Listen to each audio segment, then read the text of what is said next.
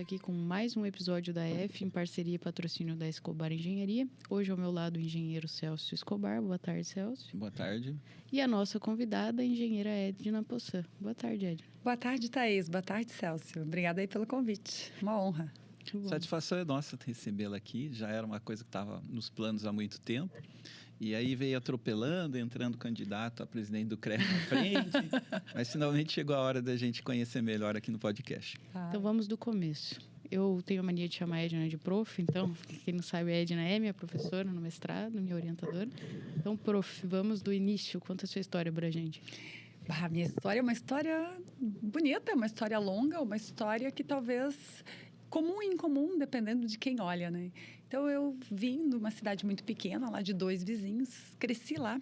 E aos 5 anos, quando eu conheci a BRF, hoje é BRF, na época Sadia, eu disse assim, eu serei engenheira. E aí, com esse olhar, com esse crescimento de ser engenheira, eu nunca mudei de ideia. E aos 17 anos, ao prestar vestibular, um vestibular difícil, um momento difícil para uma aluna de uma escola pública, né? Eu fui sempre de escola pública, estudei em escola rural, municipal, escola, até os meus, na época, né? Antes de entrar no 2º grau, nas escolas rurais. Então, saí desse lugar para uma universidade pública, consegui aprovar no vestibular da Unioeste de Cascavel e vim para a cidade grande, né? Fazer engenharia civil.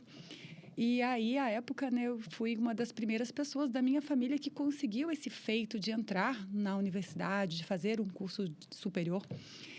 E aí, então, eu tinha uma certa ingenuidade. Eu não sabia o que era ser engenheiro e o que tinha pós-engenharia. Eu não sabia que existia mestrado, doutorado. Então, eu fui descobrindo isso no decorrer da carreira. E aí, então, ali na Engenharia Civil da Unioeste, eu descobri que eu tinha vocação para docência. E aí fui trilhar a carreira de mestrado e doutorado, fui para Porto Alegre, fiz meu mestrado e doutorado lá na Federal do Rio Grande do Sul. E de lá voltei para Cascavel como professora na Universidade Estadual por 2 anos. E na sequência vim para a UTFPR de Medianeira por 2 anos e meio, mais ou menos, como professora do curso de Engenharia de Produção. Pois é, Engenharia Civil, Engenharia de Produção, né? O que tem a ver essa história? Porque eu sou engenheira civil com ênfase em Engenharia de Produção. Então, eu pude atuar também na Engenharia de Produção, que eu gosto bastante também. E de lá apareceu, nesse meio tempo, durante essa vida de mestrado e doutorado, surgiu uma universidade nova no Brasil chamada UNILA. Eu li sobre o projeto e a descrição projetual era muito bonita, era encantadora. Ela tinha muita relação com aquilo que eu gostava de fazer, com filosofia, com coisas diferentes, com diferencial.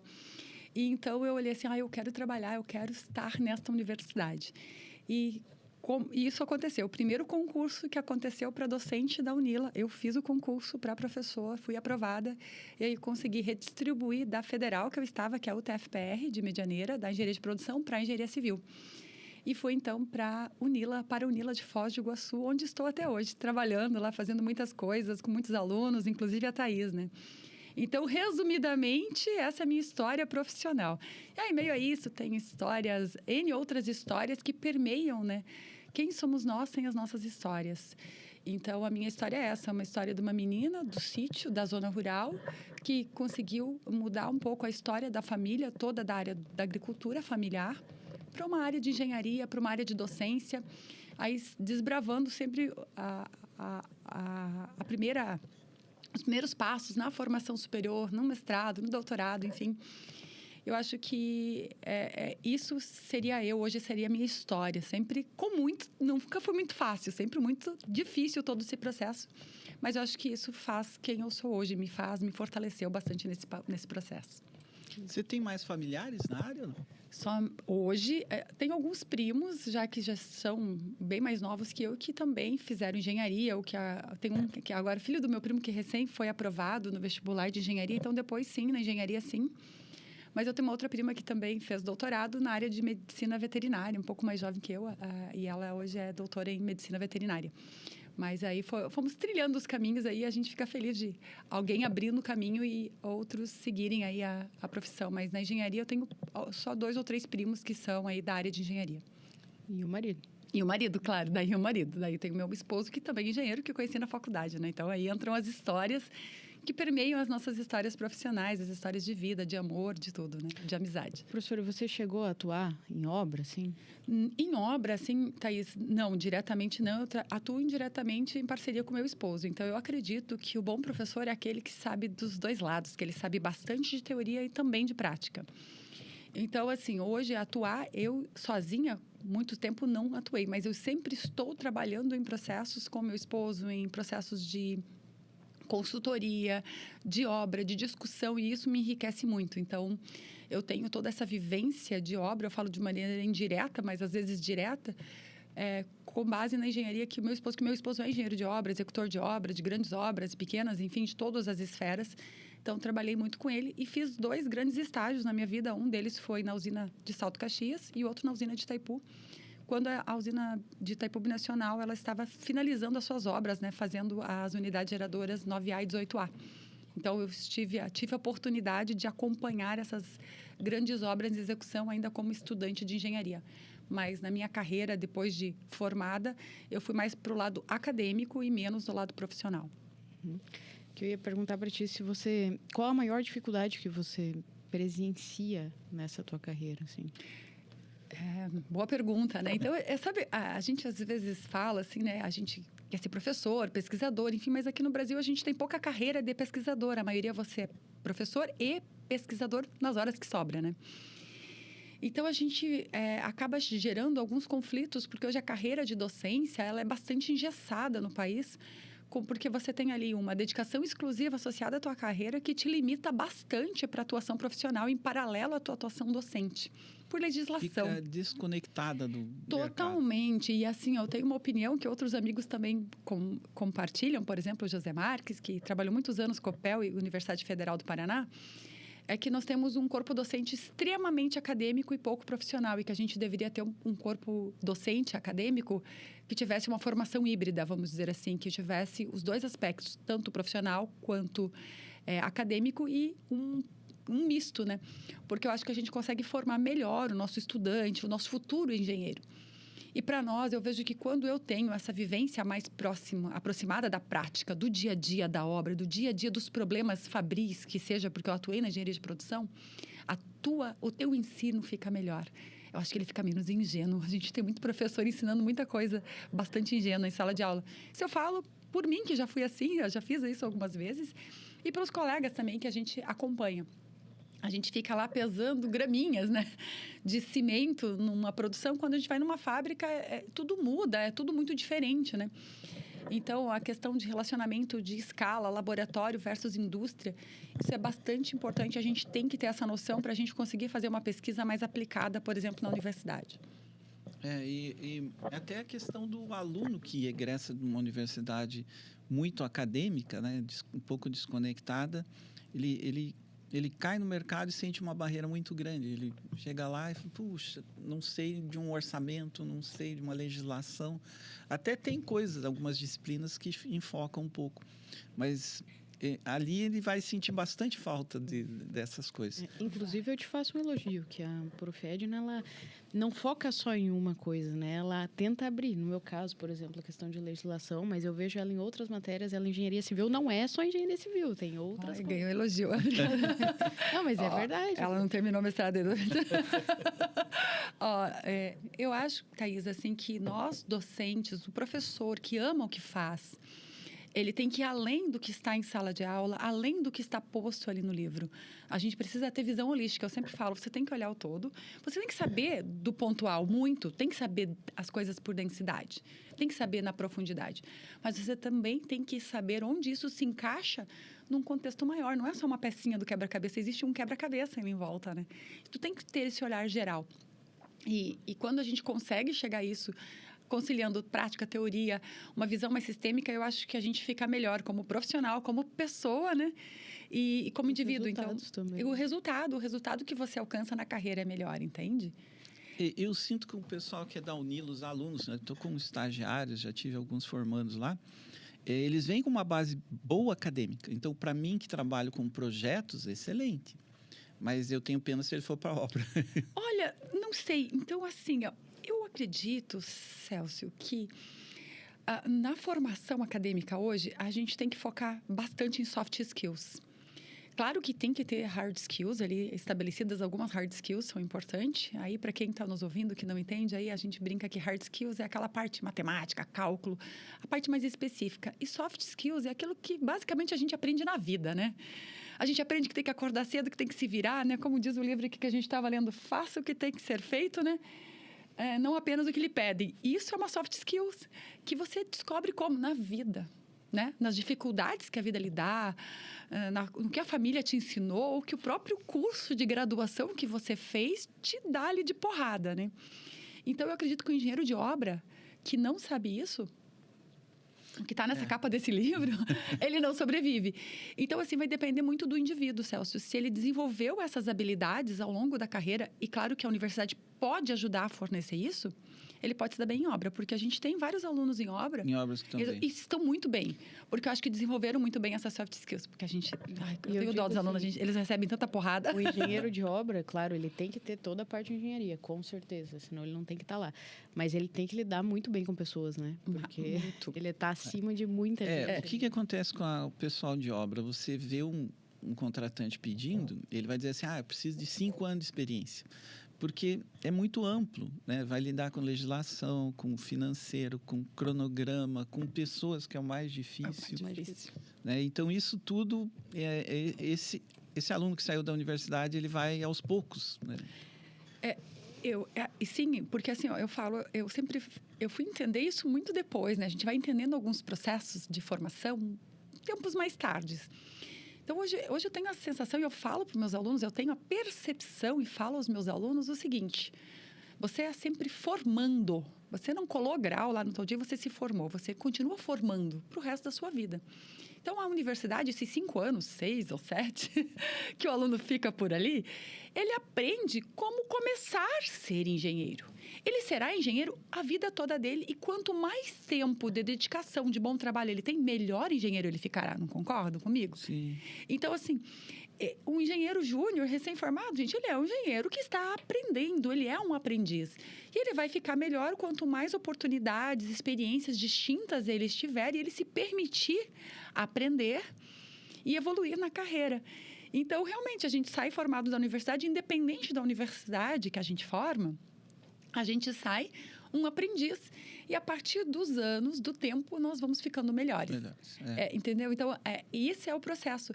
Mas eu acho que o aluno sai da universidade achando dele, sai assim, se forma. Eu fui uma que pensei assim, não aprendi nada, não sei nada, né?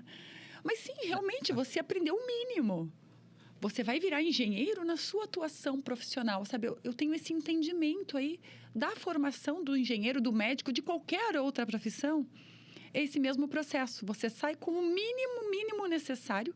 Deveria ser isso, a universidade deve fornecer o mínimo do mínimo necessário para você iniciar a sua profissão.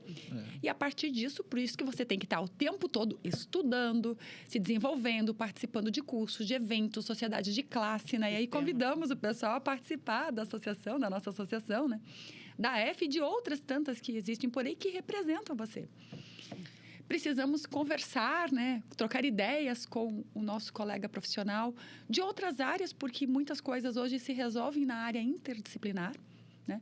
Então, é assim que eu entendo a formação do nosso aluno. Do nosso aluno e do nosso engenheiro, do nosso profissional de mercado. Eu sinto que os que vêm mais preparados, a gente... Estou muito na prática, olhando toda hora, passando... Acho que deve ter passado um bocado de gente estagiária já. E a gente sente que muitos que se dão muito bem na parte de construção vieram do início já de obra, ou já atuavam antes de entrar na faculdade, ou vieram da escola técnica. Isso. E já vem com um conhecimento prévio, assim, daí ele aproveita bem mais os 4, 5 anos lá de faculdade, mais o que pode se estender a 6, e daí entra numa pós. Então, esses têm um aprendizado enorme. Por exemplo, lá no início, na UDC, a gente pegava muito aluno que era da Itaipu. A Itaipu paga essa mensalidade. E aí, esses diferenciados tinham um aproveitamento bem maior do que os outros que meio que não estavam. Porque eles tinham mais experiência na área de vida. Então, quando a gente pega um aluno do técnico, independente da escola, do instituto ou de outras escolas técnicas aqui de Foz do Iguaçu e região, esse aluno dentro da graduação, eu sei que na UDC, eu sei na UNILA, que a diferença dele para os alunos da turma mesmo já é gritante, já é maior. Eles são diferenciados. Isso aconteceu com os meus colegas de graduação. Quando eu fiz graduação, tinha os meus colegas técnicos em edificações, eles já chegaram um degrau, 2 ou 3 acima de nós. Entende? Eles já chegam porque eles tiveram o quê? 3, 4 anos de pré-preparo que eu não tive. Na construção em si, vamos supor, na área. Então, é aquilo que eu venho... A minha teoria, né? Que a gente... Quanto mais tempo exposto àquele conteúdo, àquele conhecimento, melhor nós vamos ficando. É um processo continuado. É um processo continuado. Então, eu falo assim, galera, tem que estudar a vida toda. E às vezes eu olho que engenheiro é um pouco preguiçoso para isso, né? Como classe, eu vejo a área médica, talvez porque mude muito mais rápido, né? Os conceitos, as evoluções científicas e tecnológicas são mais aceleradas. O profissional da área de saúde está constantemente estudando, participando de evento, congresso. Eu vejo na engenharia, acho que por ser uma ciência um pouco mais lenta ali, né? Muito mais matemática, que muda pouco no tempo, mais conservadora, que a gente tem um pouco menos dessa participação, assim, massiva dos profissionais. Eu sei porque eu participo de muitos eventos, de organização de eventos, de cursos de entidades que promovem evento. E a gente recebe só uma parcelinha muito pequena dos profissionais potenciais que poderiam estar lá nessa oportunidade de capacitação. E, na sua opinião, ao longo do tempo, na carreira da educação e no sistema, que você faz parte do CREA também, né? Sim. Você acha que a mulherada está entrando com força, talento aí? Esse tema é um tema áspero aqui. Tem que cuidar o que eu falo, porque posso ser mal interpretada. Então, as mulheres, eu trabalho com o tema ali, com o ODS 5, que são o ODS de equidade de gênero, né, há um tempo. Ele veio até mim por uma demanda de estudantes de engenharia. Eu estava na minha licença maternidade e um grupo de meninas da Universidade Federal de Santa Catarina chegou assim, professora Edna, você foi indicada por uma amiga sua, que é a Tatiana, que você fala bem, que a gente quer você aqui para vir falar da sua vida, para falar sobre mulheres na engenharia. Mas eu nunca falei sobre isso, eu me senti um pouco desconfortável, não era um tema que eu tinha estudado, que eu havia falado. Aí eu pensei um pouco, para quando é o evento? Aí elas me disseram assim, eu tinha 4 ou 5 meses de preparo. Eu falei, 4 ou 5 meses eu consigo. Então, assim, aceito o desafio. Eu estava em licença, então eu tinha um tempo bom para estudar. E foi quando eu me deparei com um grande caos no mundo, né? Não só na engenharia, mas assim, quando eu vi o grande vácuo, a grande lacuna que a gente tem na carreira das mulheres. Eu nunca tinha olhado, isso não me incomodava até então, tá? A gente via que tinha poucas mulheres em várias áreas, em vários lugares de destaque, posições políticas. Mas aí, quando eu fui estudar efetivamente a participação das mulheres na engenharia, e aí eu tive que estudar outras carreiras também, eu vi um grande vale ali entre a carreira das mulheres, o que a gente tem conquistado. E aí, hoje eu vejo assim, Thaís, eu consegui ministrar a palestra lá, foi um evento lindo, que os estudantes deram um show de organização e de evento, e foi onde eu comecei a trabalhar com o tema Mulheres na Engenharia, na Ciência e em tantos outros lugares, né? Que eu trabalho aí com desconstrução das Amélias. Então, a gente verifica, Thaís, assim, que nós mulheres, a gente tem uma conquista recente de chegada ao ensino superior, ao acesso ao ensino, porque isso é histórico, né? Vem de um processo de construção histórica. Temos que entender a história para entender tudo isso. E desde que a gente vem ingressando, a gente vem galgando a passos lentos algumas posições de destaque. Hoje, nas bases, nós somos maioria. Então, você vai olhar assim, o que é base? Por exemplo, na universidade, iniciação científica, 60% é menina. Tá? Mulher. Quando começa a ir para o mestrado, começa a diminuir, doutorado diminui. Quando a gente entra nos níveis de bolsas de pesquisadores de alta performance, se inverte totalmente. Por exemplo, hoje na engenharia civil, que a gente, para quem não sabe, os professores, pesquisadores, alguns recebem bolsa de destaque por carreira acadêmica. E essas bolsas não são valores absurdos, altíssimos, mas elas são um reconhecimento do teu trabalho. E elas são hoje 5 níveis.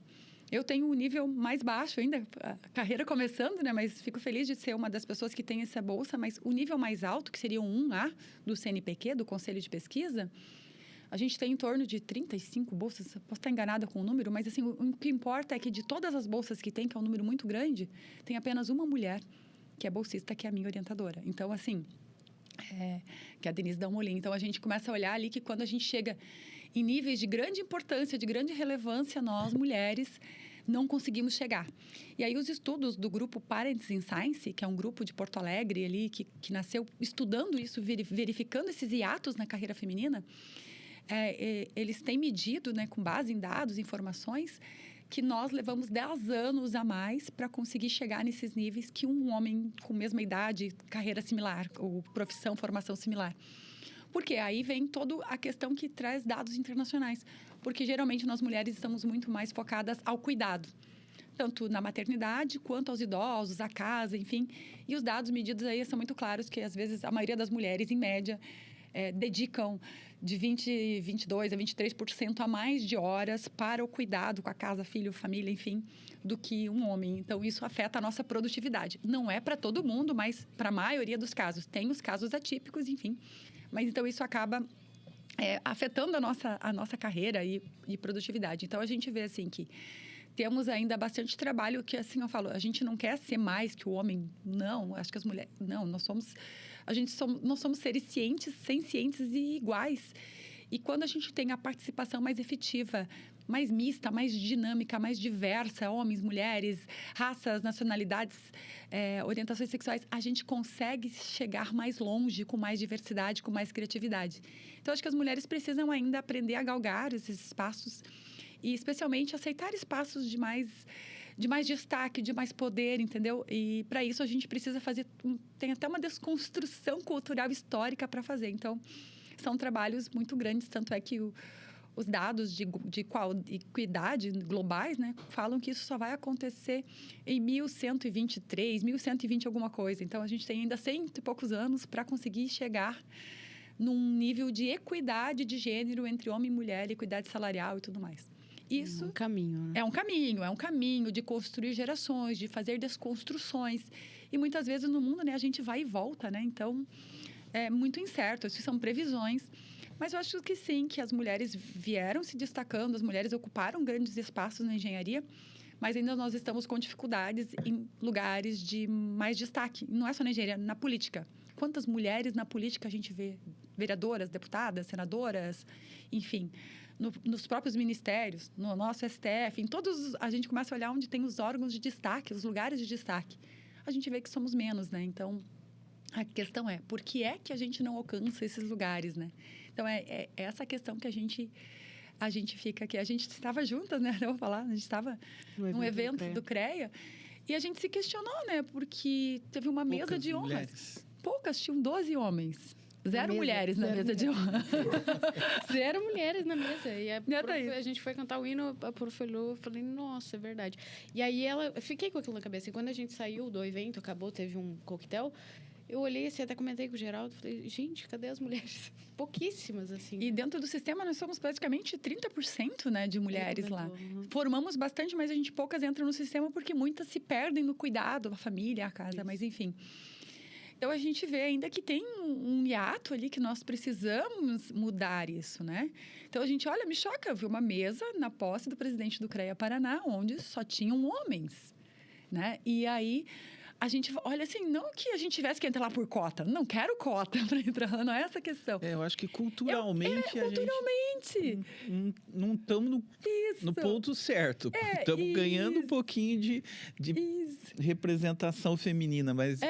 Mas é só isso. A questão é por que a gente não é escolhida? Então, assim, o senador, o deputado, o governador indica outro homem para ir no seu lugar, não indica uma mulher, entende? Então, assim, a gente ainda está nesse universo que a gente precisa calibrar. Então, a gente escutou 12 discursos masculinos que têm um olhar diferente sobre o objeto, né? Então, a gente ainda precisa galgar grandes passos em torno desse quesito da conquista feminina, do lugar das mulheres, de nós assumirmos, porque dá trabalho. Você sabe, você é presidente da F, né? Dá trabalho esse teu cargo? Nossa, eu falava assim, às vezes eu ia numa reunião, eu falava X, a pessoa Y continuava. Eu falava, mas se fosse um homem aqui, no X parava, porque a gente está com uma... Né, aqui não é prevalecer ninguém. Mas se eu tô como presidente, a palavra é minha. Não tem que discutir. Da mesma maneira que eu me comporto quando tem um presidente em algum lugar, eu respeito ele sendo homem ou mulher.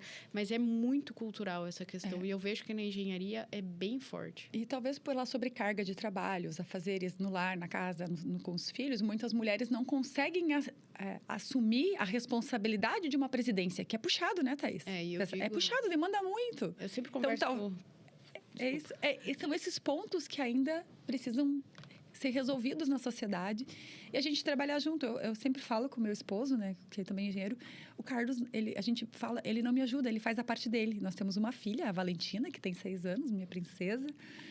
Então, a gente sempre trabalha nesse ponto. Nós somos parceiros. E o Carlos me ajuda. Ele não me ajuda, ele faz a parte dele como pai. Então, nós temos 50% ali de responsabilidade sobre o filho. Cuidamos, somos pais amorosos, mas não recai só sobre mim. Então, com isso, eu consegui ter carreira, ter vida, entende? O Carlos, às vezes, eu brinco que ele faz a minha parte, né? Então, a gente precisa disso. Sem esse apoio, sem essa rede de apoio, as mulheres não conseguem avançar na carreira e assumir espaços de maior responsabilidade. Precisa de rede de apoio. Do marido, da família, de um funcionário. Só que, assim, tem certas classes sociais que conseguem ter um funcionário como apoio. Mas agora vamos pensar em mais de 90% das nossas mulheres, mães, que não conseguem. Que o horário da creche não bate com o horário do trabalho. Entende? Como que essas mães vão galgar novos espaços de responsabilidade e na carreira se as coisas não se convergem, se não há apoio, se elas não conseguem ter uma babá para ajudar no cuidado dos filhos, né? Entende? São escolhas, né? A gente é muito mais cobrada, na verdade. Isso. E se levar isso para o ambiente de obra, onde você tem um operário que não tem educação, levar para... Tem informação, né? Torna mais difícil ainda as engenheiras, né, se destacarem aí. Em projeto, a gente pode falar assim, em projeto é um pouco melhor que a escritório e tal. Mas também os calculistas velhos, os projetistas que se destacaram, na maioria das vezes, são homens. Eu não consigo lembrar de nenhuma mulher de destaque. Mas, assim, dos antigos... Mas tinha quantas mulheres numa turma de engenharia? Na época desses... Né? Quando tu fez engenharia, quantas mulheres tinham na tua turma? Eu acho que 10%. 10%. Na minha, também. 10%. Na minha também, entende? Então, a gente... na minha era um pouquinho mais, mas, assim... São gerações que vão mudando, depende do processo, do período que você faz. Mas, no passado, teve turmas que tinham 100 alunos, 2 mulheres, né? Entende? Então, assim... Então, tinha mais homens agora que a gente vem nos últimos anos mudando toda essa história e as mulheres conseguiram chegar mais em engenharia. E o que eu vi na minha faculdade foi que tinha poucas mulheres. Ao longo das desistências, mulheres desistiam ou trocavam de carreira ou se formavam e não seguiam a carreira. Assim, eu não encontrava espaço. Eu não sei dizer uma engenheira assim que foi para a área hoje. Assim, eu conheço várias amigas que se formaram em engenharia, mas uma não atua, a outra trocou de carreira. Não, da minha turma, que eu lembre, todas estão na engenharia, são todas engenheiras, todas atuando. Tem a professoras, a engenheira de obra, a profissionais liberais, a empresárias, todas essas, assim. As meninas seguiram a carreira de engenharia sem problemas algum, assim, mas... mas, assim, tem mães, tem meninas que optaram por não ser mães, e acho que tem toda essa diversidade aí. Mas eu também conheço meninas que optaram por terminar a carreira e não seguir, escolher a maternidade. Eu acho que não é errado, é só uma escolha que a gente faz. É uma escolha que cada uma... Nós temos o poder de escolha. E se isso casa com a tua culturalidade, com os teus princípios e com aquilo que você acredita que é bom para você, ok, eu acho que eu não vejo problema. Só que quando a gente... mas para mim não funciona, né? Eu imagino que para ti também não, entende? Então, assim...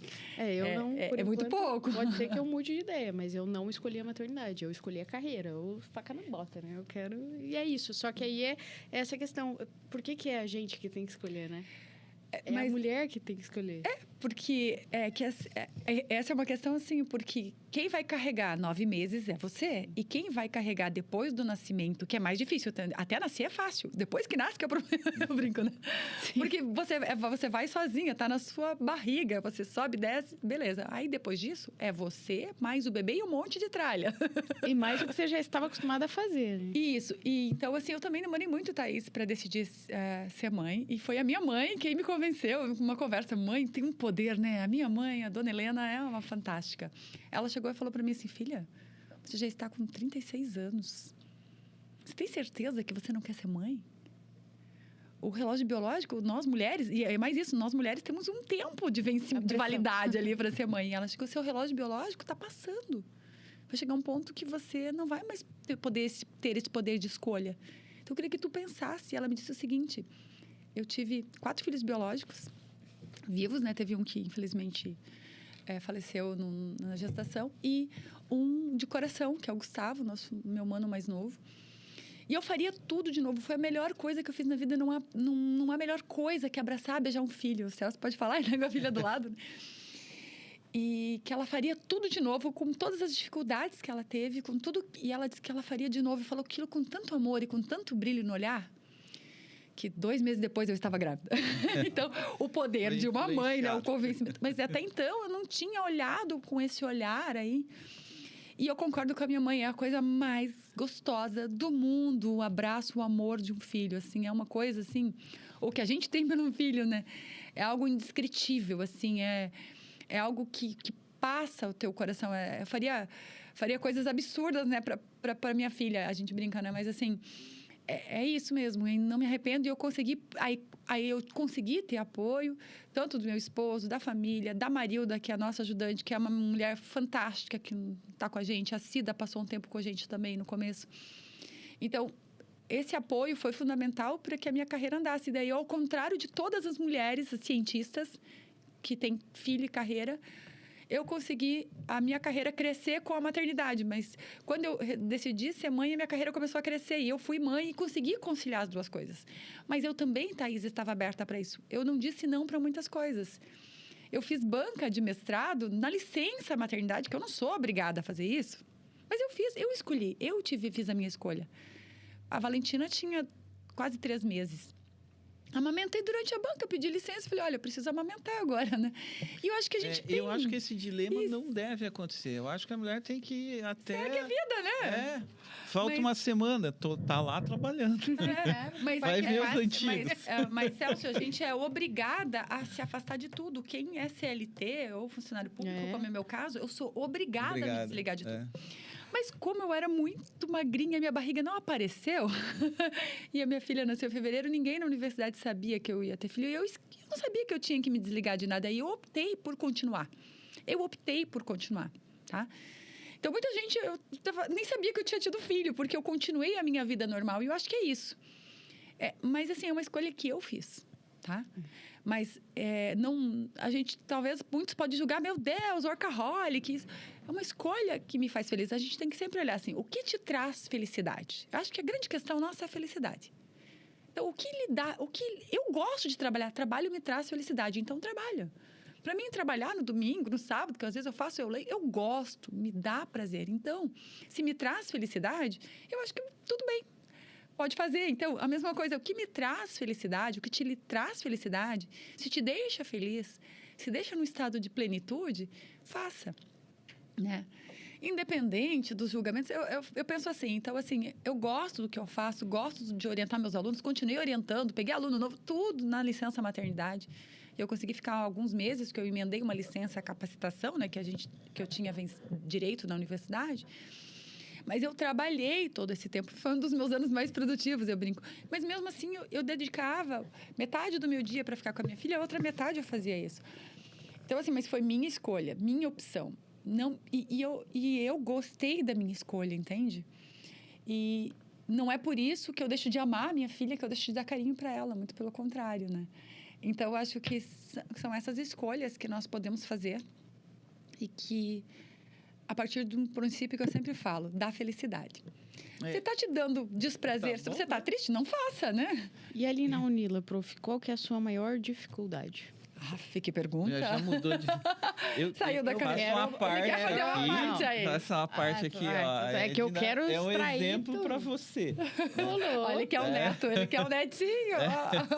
Ela só fica, não, eu escolhi minha carreira, não quero saber de filho. Depois você pode se conversa é essa arrepender aqui, lá na Olha lá. frente. Ele A minha quer mãe o fez neto, isso ele comigo. quer o neto. Mas, não, De repente, lá na frente, fala, agora eu quero neto. Daí não consegue engravidar. Eu adoto, Não é tão simples. E assim, sabe o que a maternidade me trouxe? É que assim, ó, gente, ser pai e mãe é muito difícil.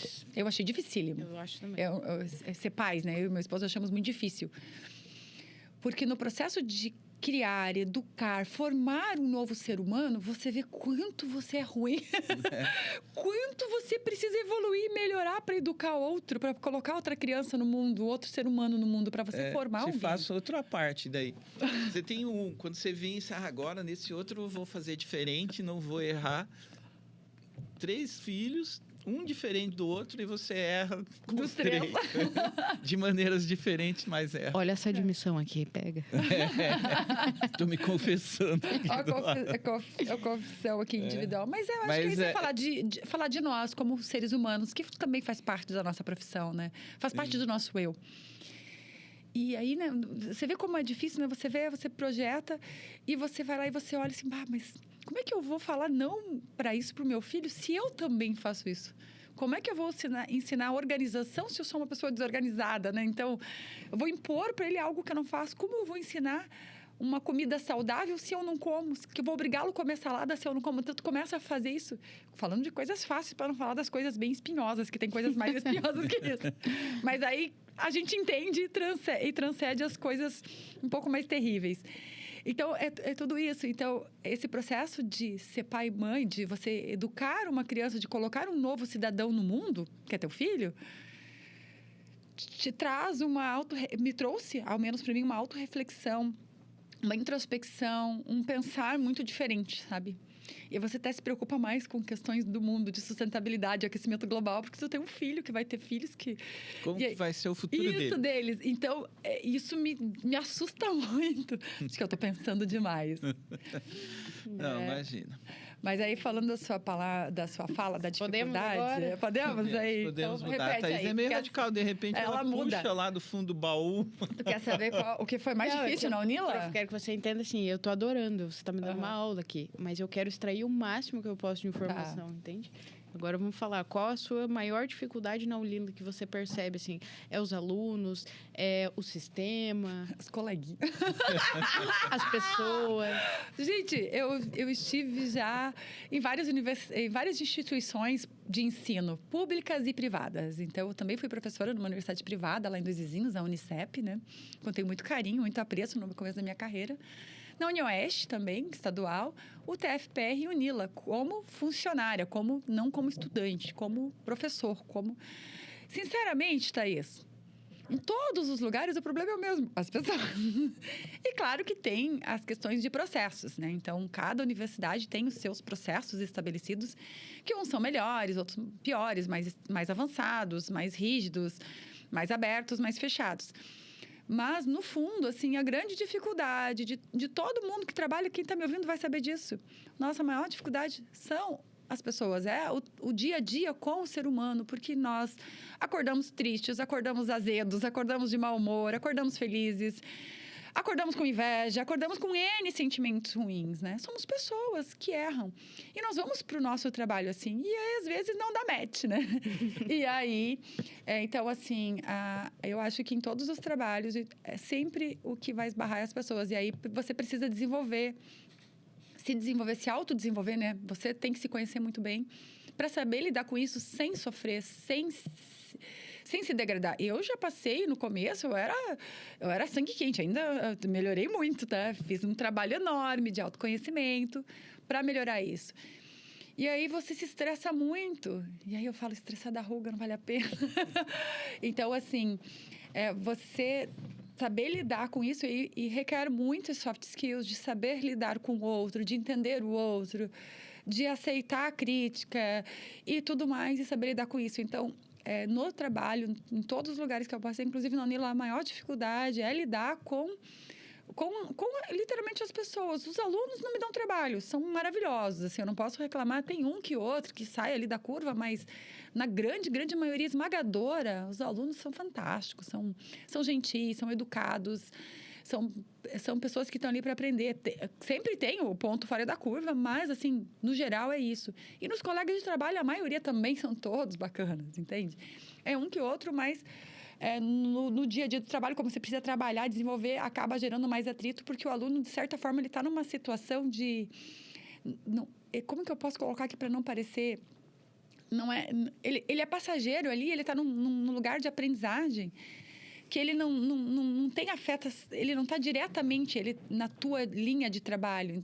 Ele é o nosso objeto direto, mas, assim, não é como se fosse uma subserviência.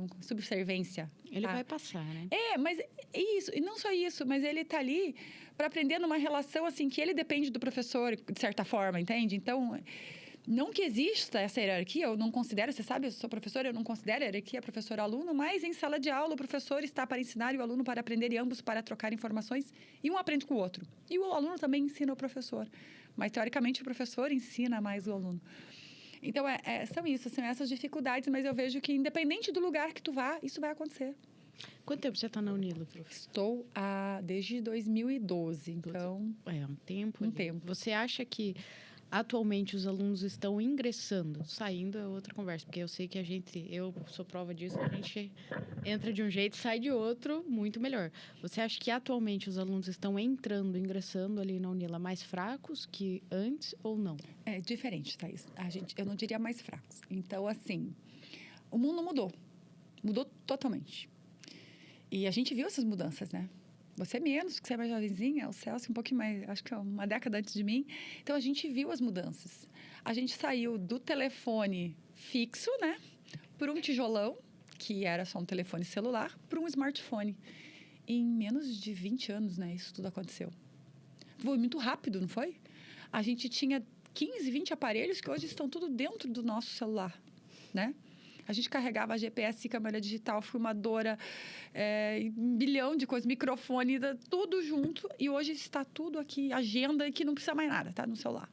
Documento, tudo, não precisa mais nada. Cartão de banco, está tudo, carteira de digitação, estacionamento do carro, está tudo ali. Você tem a vida ali, né? Então, a gente mudou muito rápido. Então, pense essas gerações jovenzinhas que estão chegando aí com 18 anos. Gente, eles nasceram 2020 e pouquinho, entende? 2000 e pouquinho, 2005, 2006, 2010, nem isso, 2005, 2006, estão na universidade. Estão entrando com uma visão muito diferente do mundo. Eles já nasceram na era totalmente digital. Eu peguei a era migrando, né? A gente pegou a migração. Então, eles chegam... Eu até li sobre isso recentemente, sobre como as gerações se concentram. Eu sou da geração X, ali no finalzinho da geração X, né? Da geração ali de 1980. Depois entram os milênios, que tu é milênio, né? E aí já muda bastante, mas tanto você quanto eu, aqui todos nós temos um pensamento mais não linear, um pensamento linear. Quando passa para a geração Z aí, que são esses alunos que estão ingressando na universidade, os alfa já praticamente, eles já têm um pensamento não linear. É diferente a forma com que eles olham um objeto, que eles observam os processos, que eles encaram as questões, do que nós encaramos. Então, quando eles entram na universidade, a gente acha, talvez, mudou muito, o ensino mudou muito com a tela, mas dizer que são mais fracos, não, eles são diferentes. E aí, como nós, docentes, vamos ensinar esses alunos que ingressam diferentes, com outros objetivos, com outras visões. Celso, na sua época, quando você entrou, quando você começou... Quando você era criança, você sabia que você ia ser engenheiro? Igual a minha história. Eu falei que eu ia ser engenheira civil. Cheguei lá, fui engenheira civil. Me formei, beleza. Agora, a minha filha, a Valentina, 6 anos. Será que daqui 11 anos, quando ela tiver 17 anos, que ela terá que escolher a profissão dela, né? Seguindo os passos que estão agora, vai fazer sentido ainda fazer engenharia civil, né? A gente pergunta isso. Ou terão outras profissões que serão, entendeu? Vai mudar muita coisa, né? Vai mudar muita coisa. Na nossa época, a gente tinha certeza que ainda estaria lá, importante, engenharia civil, ia me formar e ia ter sucesso na carreira. Hoje não é mais assim. E não só para engenharia civil, gente. Para todos os cursos que a gente conhece no mercado.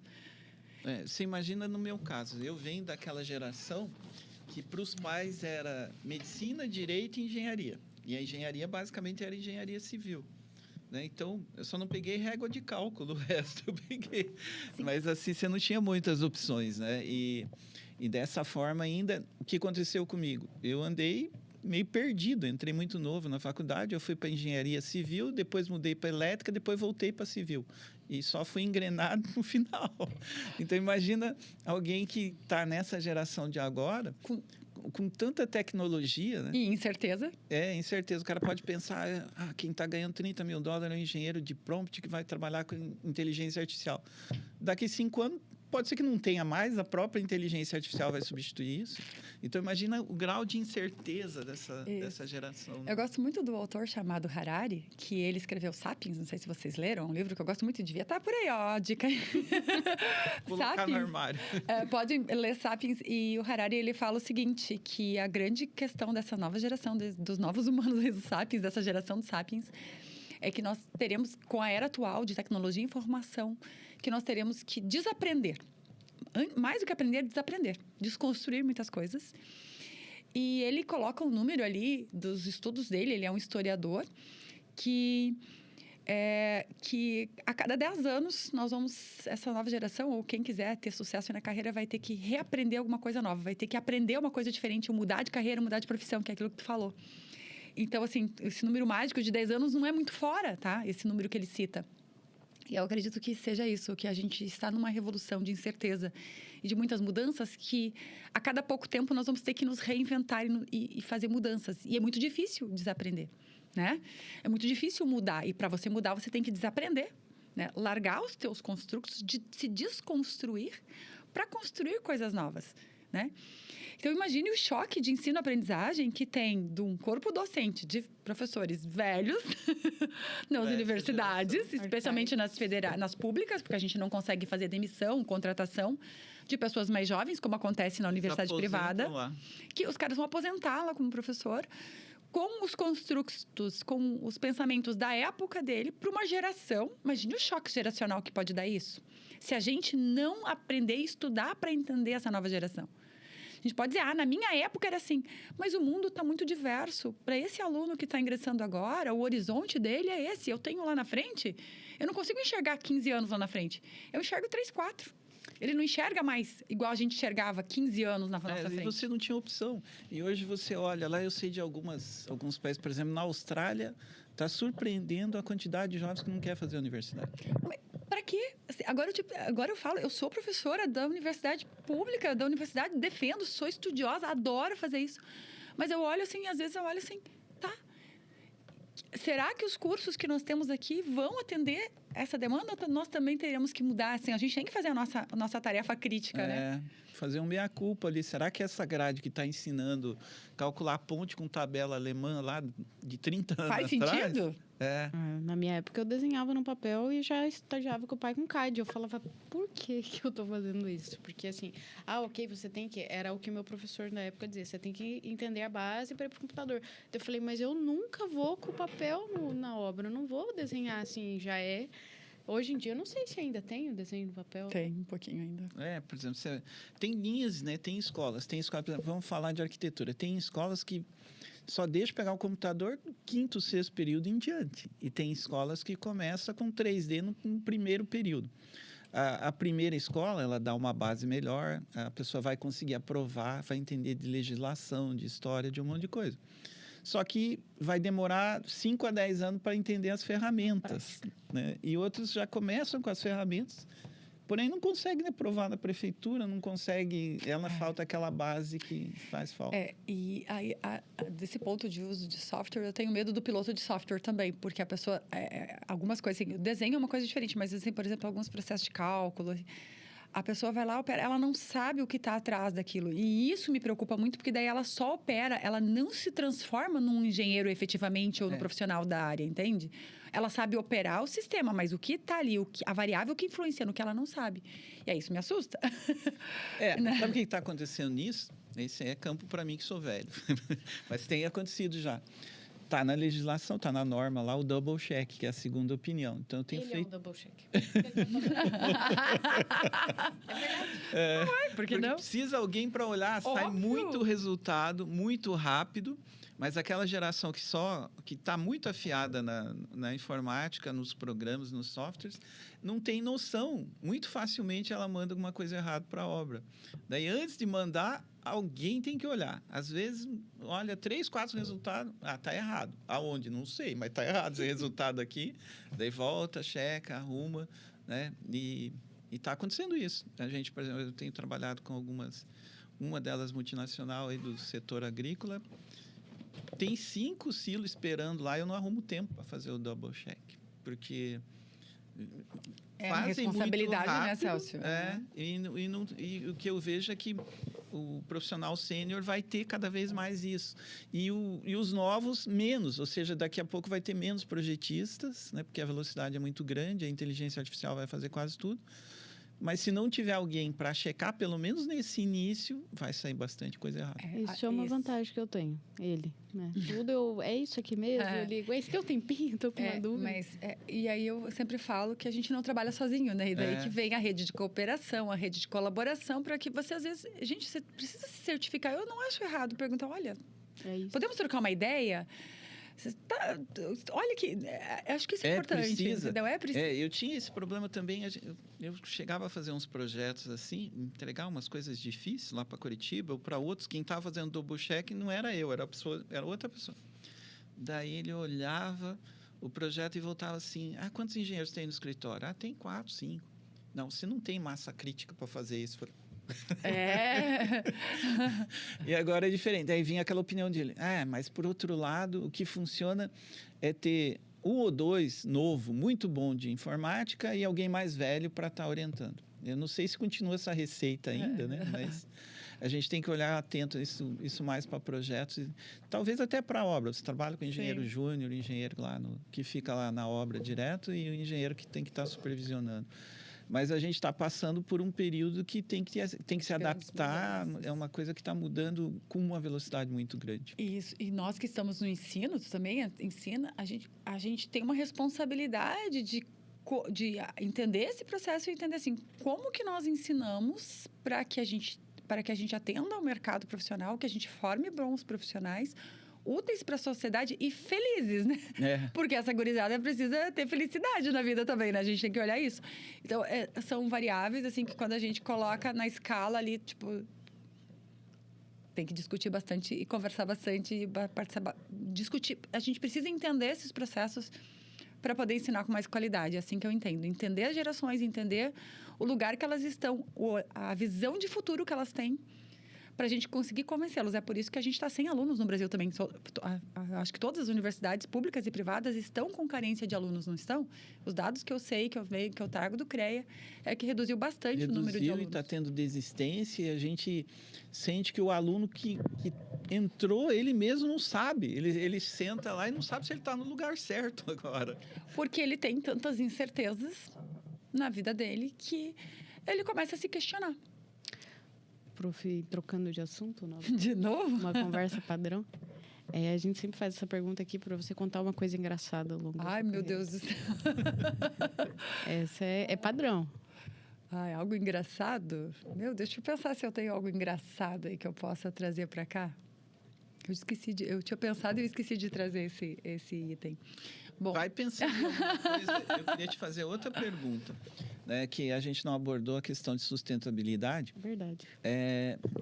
A última vez que eu tratei isso, já faz bastante tempo, foi no Ibracon lá em Fortaleza, veio o Meta lá com, acho que uns 7 alunos dele de pós-doutorado, e ele já tratava dessa questão lá no início, porque isso faz bastante tempo, faz uns 15 anos.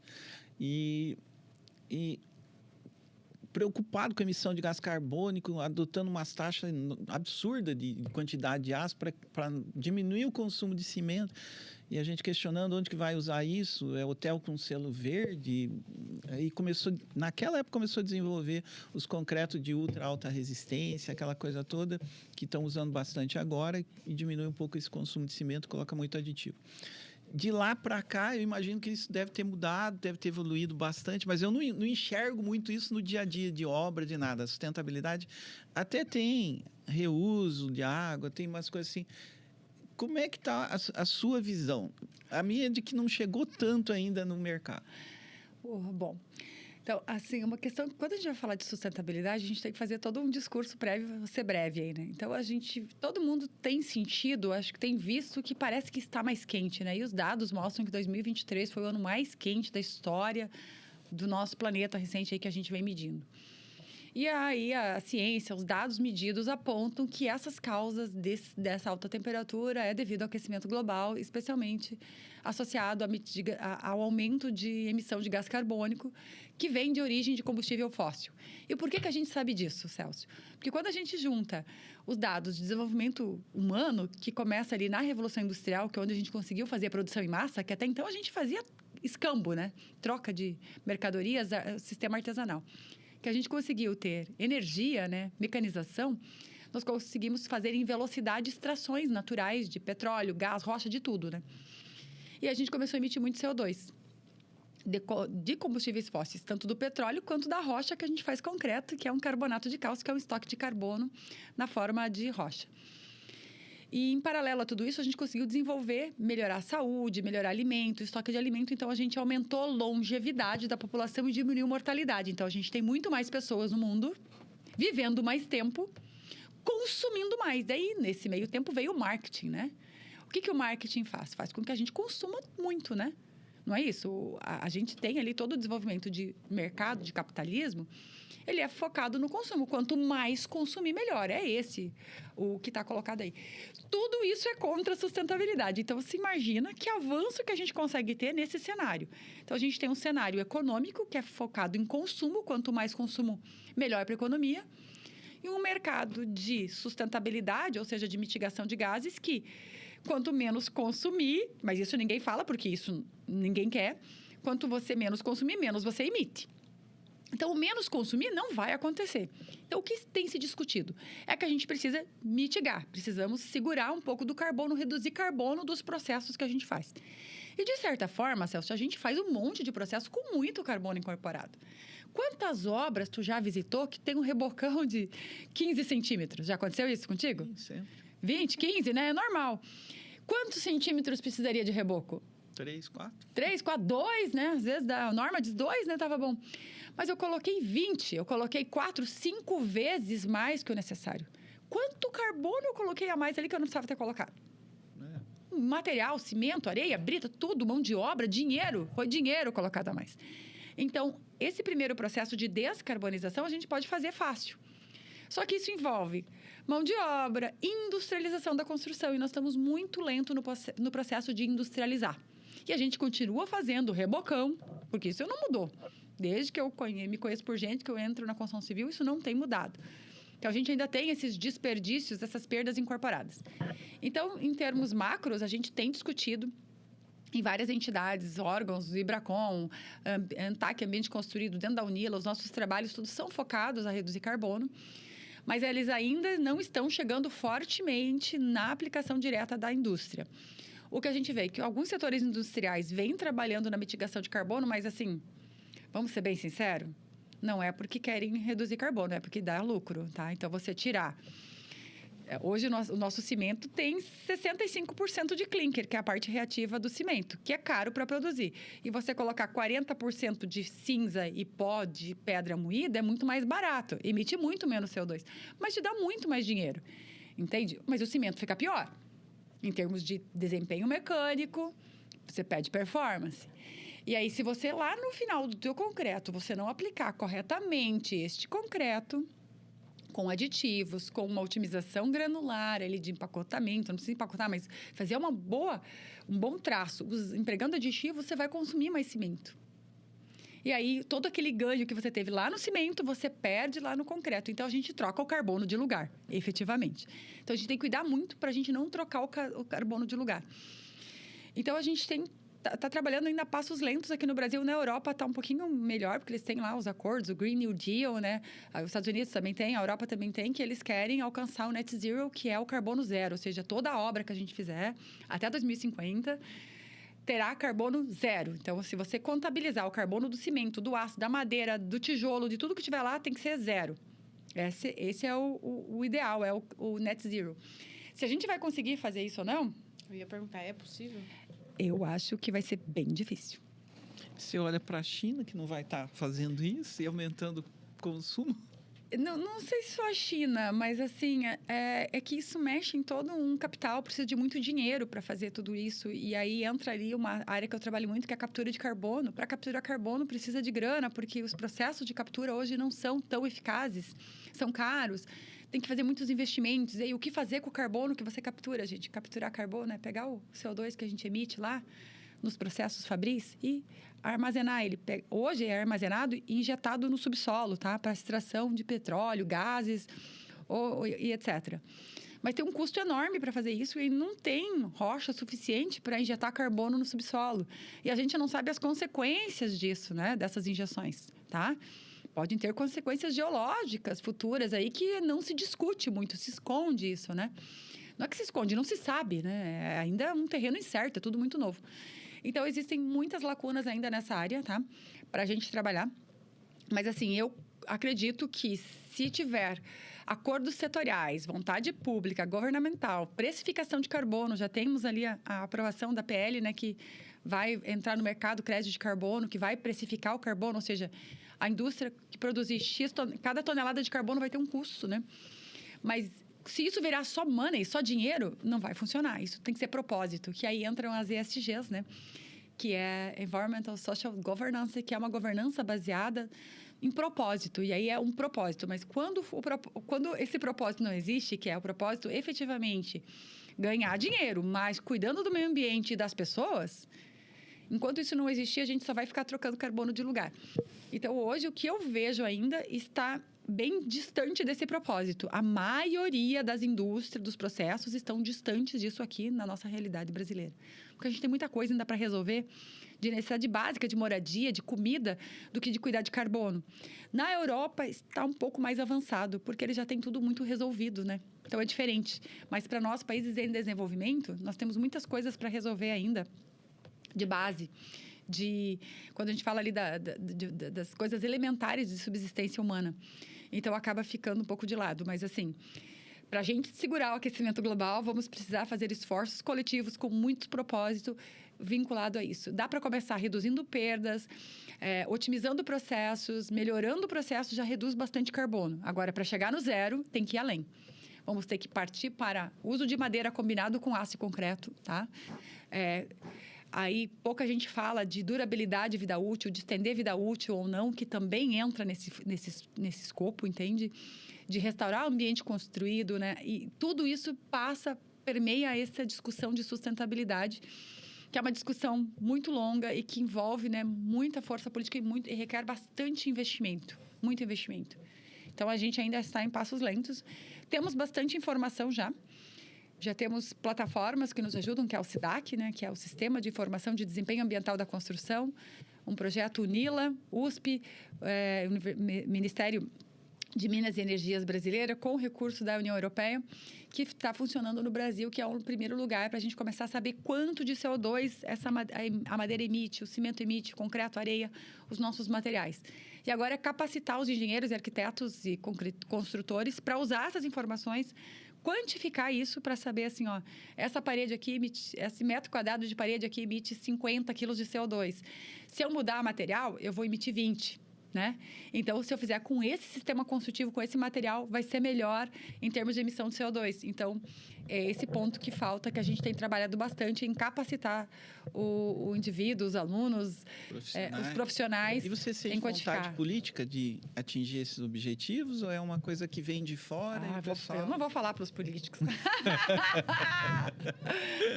Vontade política é uma coisa tensa. Sinto pouca vontade. É que a gente vê alguma coisa meio que vindo de fora e sendo imposta, mas... Está sendo imposta. Porque, assim, as questões de emissão de CO2 é global. O CO2 que a China emite, que o Brasil emite, que a Austrália emite, é do mundo inteiro, não é deles. Não é do país que emitiu, da indústria que emitiu. O CO2, ele vai para a atmosfera e ele se distribui. E fica lá 200, 300 anos lá. demora para ele ser dissipado em processos naturais.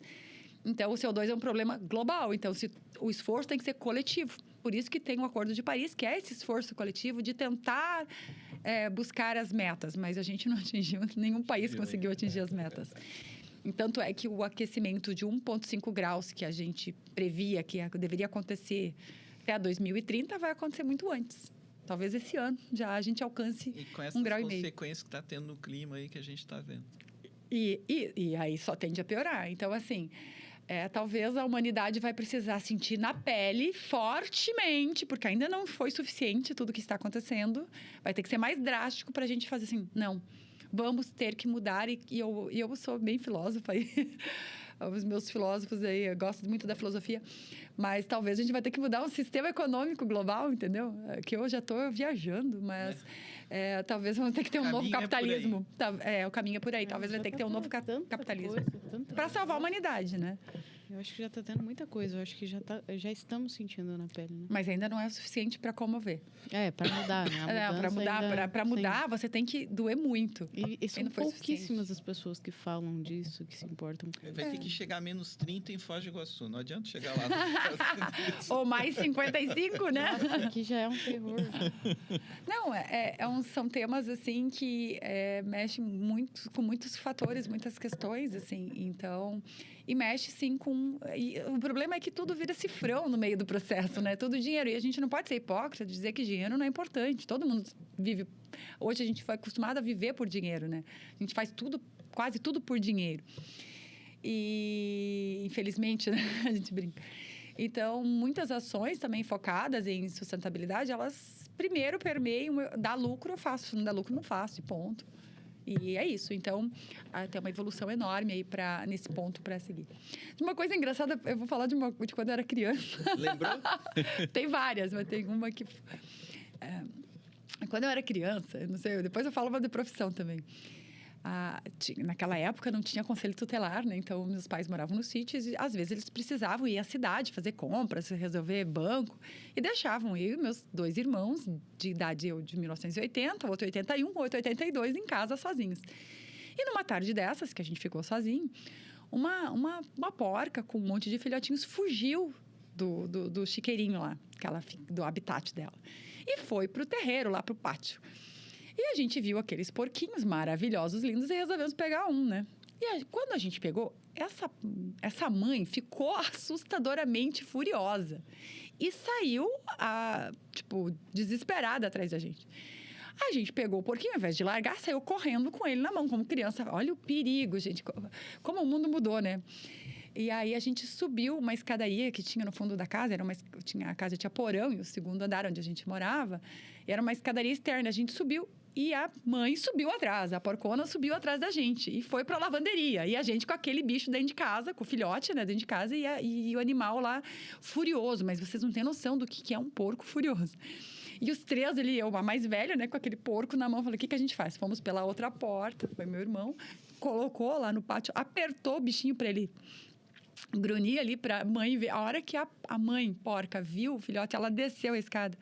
A gente subiu para dentro, ficou trancado lá. Só que o problema foi o cheiro que ficou dentro de casa. Quando a minha mãe chegou, né? Nem preciso contar a história. Mas crianças, né? Fazem essas histórias aí acontecerem. Então, essa foi da minha infância, uma história, assim, que a gente fala, assim, os perigos da vida, né? E aí depois a gente estuda e vê que como um porco é um animal super selvagem, especialmente aí quando você mexe com a prole dele, a gente fica igual, né? Podia ter acontecido uma baita fatalidade e, por sorte, não aconteceu nada.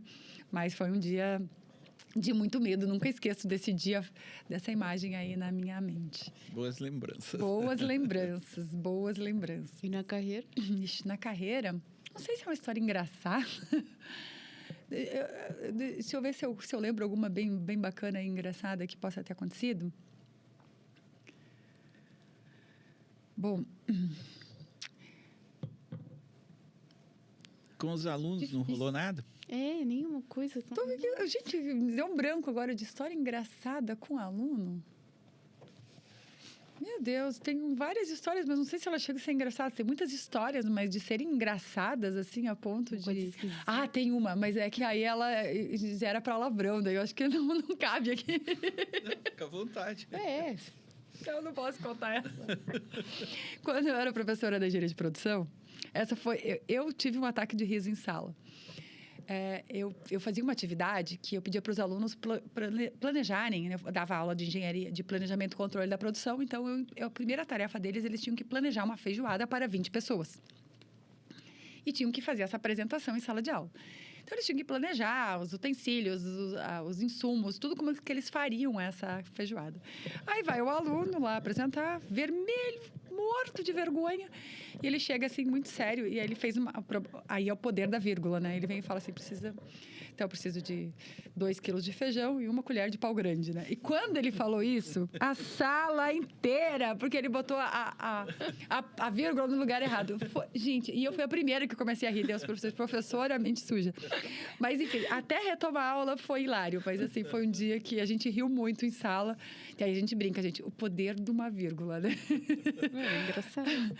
Então, assim, a gente passa, né, por muitos perrenguinhos, mas geralmente não tem muitas histórias muito hilárias, assim. Eu sou uma pessoa mais reservada, mas, enfim, tem outras histórias por aí, mas todas... Fica para outro episódio. Fica pronta para a próxima. Bom, mais alguma coisa?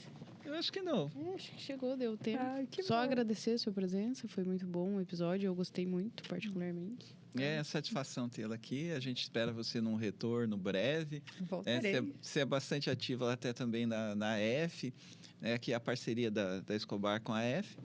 E a gente vai seguir fazendo. Isso tem quase toda semana. Uma hora você pode convidar mais Chamar alguém. A Kátia para vir com você. A gente pode vir falar só de sustentabilidade, eu e a Kátia, vai ser Sim, já aconteceu aqui da Thaís chamar a Dulce e a Paola, fazer uma rodada feminina aí, alguma coisa do tipo. Top. Enfim, aí, ó. Vamos lá. Programa. Vamos. Obrigada aí pelo Obrigada, convite, professor. aí a todos os espectadores e obrigada aí, Celso e Thaís. Pessoal, espero vocês no próximo episódio.